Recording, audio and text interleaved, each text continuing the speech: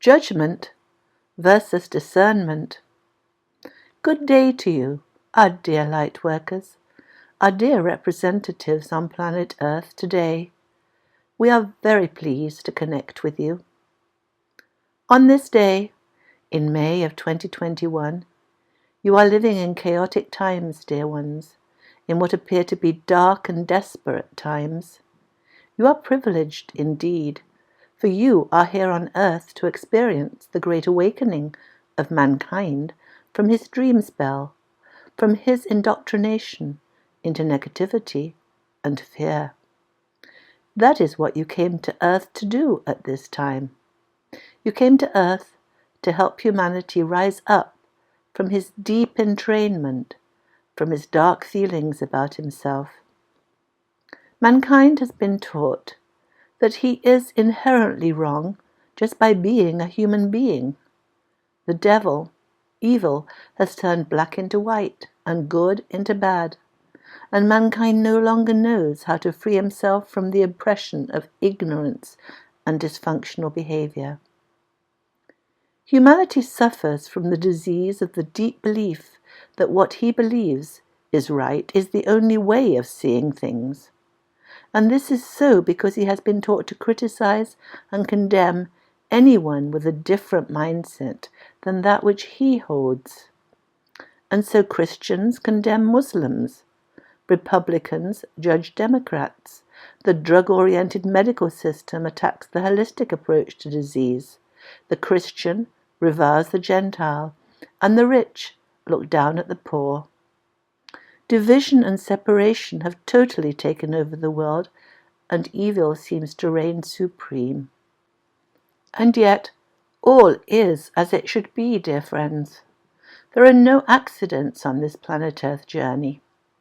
As we have often said, you planned your lives before you came here, and you, along with your soul family and guides, put in place the major events that you would need to navigate on this earthly adventure. You and your fellow travelers in this low third-dimensional paradigm designed the interplay of light and dark, of good and evil for yourselves. Your aim and objective was that in navigating the minefield of negativity, you would each and all grow yourself into greater love, greater compassion, and expand into the love vibration. And what an adventure it has been, with the most exciting time, the most elevating event still to come. Evil cannot be dealt with until we know what that evil is, and it is very clear to you now how mankind has been confounded into fear by those who play the part of the devil. This control, this manipulation, extends into every area of human life. No wonder humanity is so mired in puzzlement and dark desperation.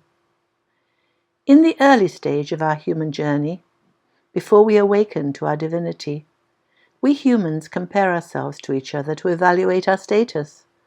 From the low third-dimensional point of view, where we have no moral compass of our own, we judge the world according to the precepts we have been taught.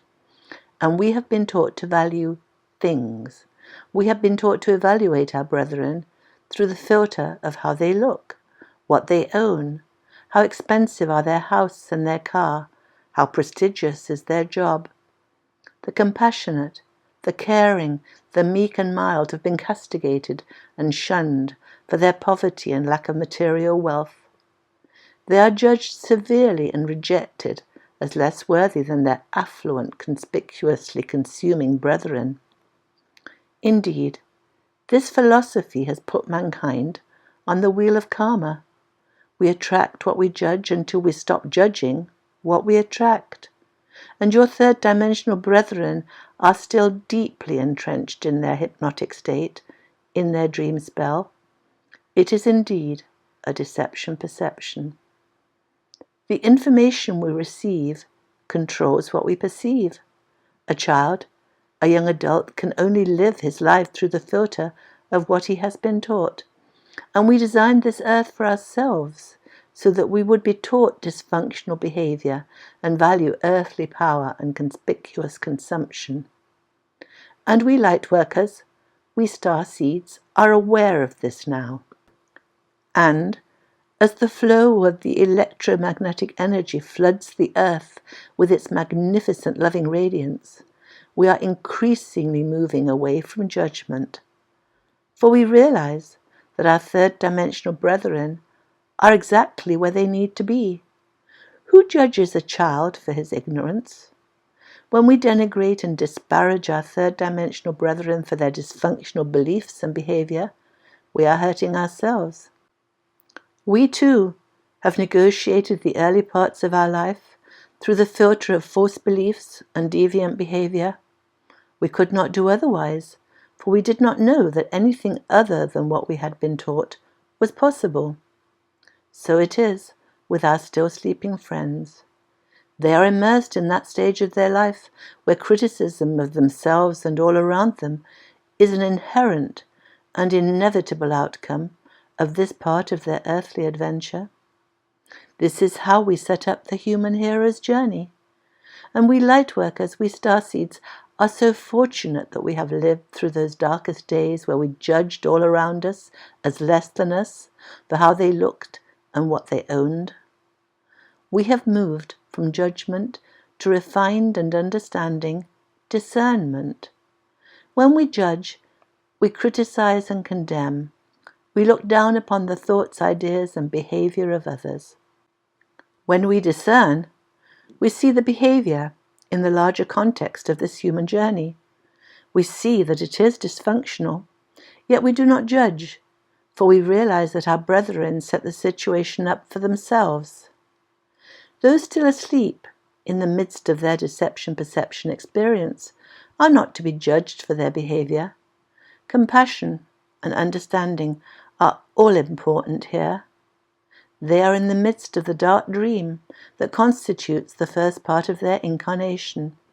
Their soul is in abeyance, in the background, while they navigate the troubling events of their lives through the filter of delusional understanding they have been given. We may not want to spend time with them. Indeed, it is better for us to limit our interaction, for their negativity will lower our vibration, will take us out of the love frequency where we now mostly dwell. Let us discern where they are in their ascension journey. Through this discernment, let us give them what help we can. Uplifting words, encouraging deeds is what they need, for we have learnt how to temper our speech, how to use loving words and kind and cheerful, uplifting behavior. That comes naturally to us now. We human beings all live in the same world on this planet Earth. We are all in similar-looking human bodies, and yet the consciousness that inhabits and energizes the body is not at the same level. All the aspects of God, all the souls on this earth have the potential for ascension to higher levels of love and light, but not all are at the same level at this time. You are moving towards the fifth dimension of love. You come from a different consciousness. You are here to help. Judgment does not help you or your brethren. You have moved into discernment now, and this discernment helps both you and your brethren who are still in the lower consciousness dimension. For only by discerning where they are and what they need can you help them. Just a smile, just a benevolent, peaceful demeanor towards them can be life-saving. Just be, just breathe, just radiate love and light. You are so good at doing this now. Know who you are. You are of a different, a higher consciousness. In this lifetime you have always been so. That is why you came here to Earth at this time. You came here to help. And just by being here you are helping in exemplary fashion. Yes, dear ones, the Earth is in considerable disarray and discombobulation. You have many chaotic, confusing days ahead. Yet you know all is well, and it is fascinating to watch this earthly pantomime play out. For we have designed this computer simulation that is the planet Earth experience for ourselves. And it is glorious that we are in the midst of the Great Awakening, Be of good cheer, dear ones. Be of good cheer. All is well in your world. You are raising to a new dimension of love and light, and you know that the best is yet to come. Indeed, the best is yet to come. That was Aita, channeling her higher self. We are blessed beings, indeed.